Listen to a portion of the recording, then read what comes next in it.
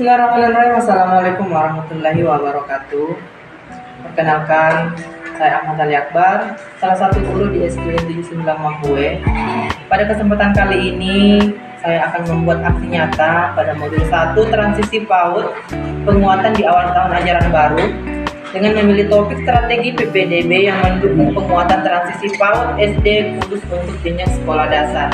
Nah, pada kesempatan kali ini saya membawa atau saya bersama dengan narasumber kelas rendah, tepatnya pada kelas 1A dan kelas 1B. Di kelas 1A ada siapa Ibu?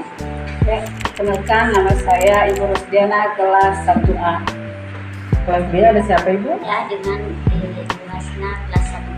Oke, baik, terima kasih. Untuk kesempatan kali ini Ibu sedikit berbincang tentang PPDB di sekolah ini bisa ya? Oke, baik, ada beberapa pertanyaan Bu, tidak lama.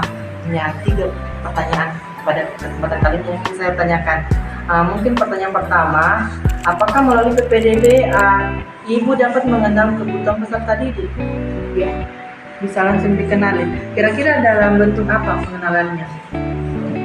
Saya mengenal peserta didik dalam bentuk pengenalan lingkungan, pengenalan diri anak didik. Ya.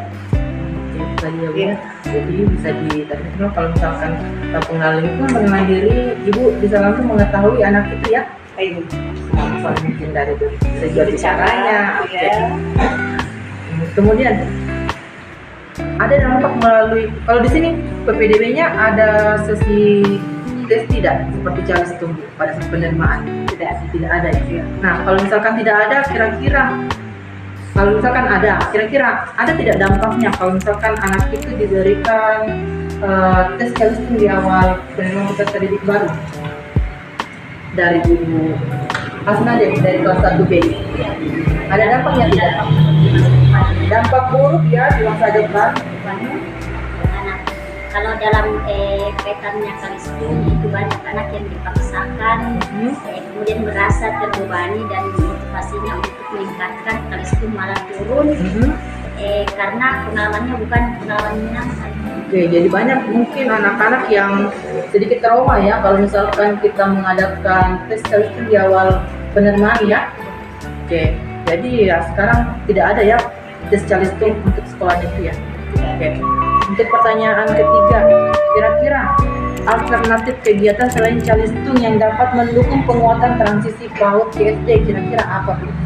Yang bisa kita lakukan pada penerimaan peserta didik baru? Kan calistung kan sudah dihilangkan nih. Untuk pengganti calistung itu kira-kira tes apa? Kira-kira atau pengenalan apa yang bisa dilakukan? Pengenalan diri, maksudnya keluarga anak. Ya, perkenalkan orang tuanya, nama orang tua, nama saudara. Terus tempat tinggalnya juga. Tempat tinggalnya. Oke. Iya. Kalau untuk di sini sudah menggunakan sistem sonasi atau masih seperti tahun-tahun yang lalu? Tidak menggunakan sistem sonasi. Sistem sonasi tidak menggunakan. Oke, jadi untuk wilayah di kabupaten ini atau misalkan daerah ini ya, semuanya dominan ke sekolah itu saja. Seperti biasa kan ya? Oke. Nah, baik, jadi dari penerimaan peserta didik baru ini bisa diterima bahwa penerimaannya ini tidak menggunakan sistem tes calistung. Kemudian dia biasanya digantikan dengan sesi pengenalan lingkungan, pengenalan diri, keluarga ya. Kemudian melalui PPDB seperti pengenalan lingkungan ya, bisa saja guru kelas 1 sudah mampu mengetahui kemampuan anak itu. Ya, dengan pengenalan lingkungan, saya sudah bisa mengenal anak tersebut ya. Atau mungkin juga bisa melalui lapor atau penilaian APTK bisa juga ya. Bisa juga dengan ijazahnya. Baik, untuk kesempatan kali ini Ibu dari kelas 1 dengan kelas 1A, 1B sepertinya cukup untuk beberapa pertanyaan yang saya tanyakan. Yang pertama tadi saya tanyakan, apakah melalui PPDB Anda dapat mengenal kebutuhan peserta didik? Dikatakan tadi, ya sudah dapat mengenal melalui dengan pengenalan diri, bisa identifikasi ya kemampuannya. Kemudian pertanyaan kedua, apa dampak melakukan tes calistung kepada anak di masa PPDB?